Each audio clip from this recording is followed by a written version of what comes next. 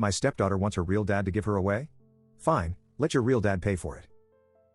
My stepdaughter will be getting married on August 3rd. The wedding planning has consumed most of her and her mother's life for the past 6 months. Her mother and I have been together for over 10 years, but we are not officially married.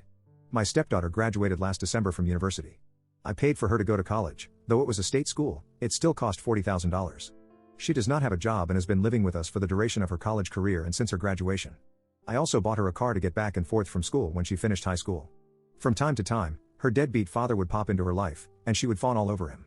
Although he has not contributed a cent to her education or paid any child support, though that is my girlfriend's fault, as child support was not part of the settlement, she still loves him and wants him in her life.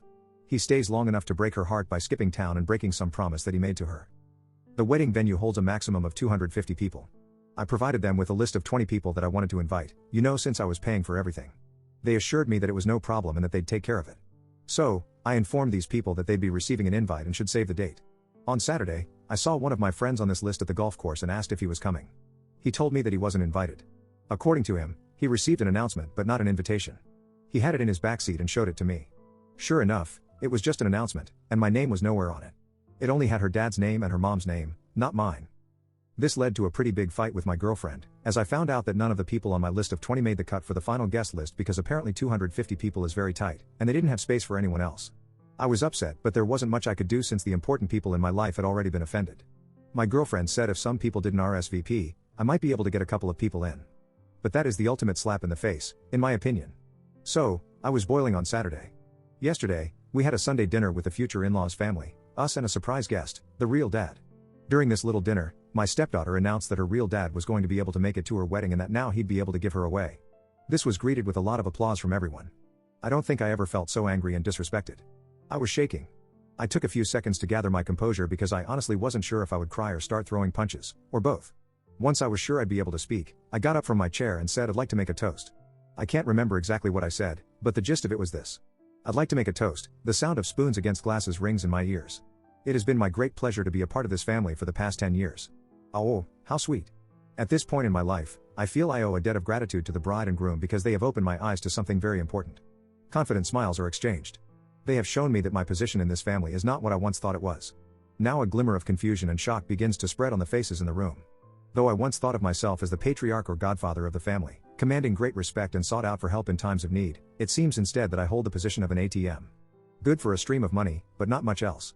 As I have been replaced as host, both on the invitations and in the ceremony, I am resigning my financial duties as host to my successor, the real dad. So, cheers to the happy couple in the path they have chosen. I finished my drink. You all can let yourselves out. Is this selfish? Am I supposed to shell out 40 to 50 grand for a wedding that I can't invite anyone to, that I am not a part of? I'm so done with this crap. I'm done with my stepdaughter. I'm done with my girlfriend. I transferred the money out of our joint account last night. She has not had a job since she moved in with me. This morning I called all the vendors I had written checks to for deposits to refund my money. At present, it looks like I'll lose around $1,500 for the venue, but the other vendors have been great about refunding. Update 1. The immediate aftermath was a tantrum with people sitting there mumbling, not actually saying anything to me, but to each other. After much yelling with the girlfriend about me being selfish, I spent the night in my home office, and no one knocked on my door, not once. Today's aftermath is kind of depressing for me. The girlfriend brought me the bride's wedding planner to show me how much work I was ruining. I thumbed through it and found a page in the music section for father and daughter dances. All of the songs were catered to the real dad's taste. So, I thought they were just being disrespectful, but now I'm feeling like they never really gave a crap at all, especially since the menu included 2 ingredients I'm allergic to. That actually made me laugh. Either way, I'm glad to be done. I returned the planner and asked her when she and the bride could move out. Also, I never promised to pay for the wedding. I offered them use of my home when they were sure it was going to be small, but other than that, all I've heard is how it's the bride's family that should pay. So, let it be the bride's family then, aka, not me. Update 2. The girlfriend and bride have now moved out. They are moving in with the groom. It was very hard not to be petty with some of the belongings they took with them, but it's done, and I switched out the locks. Now it's time for a brew.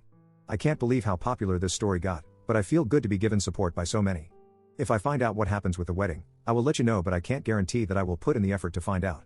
From what I've heard, they are trying to scale things back and get his parents to help out.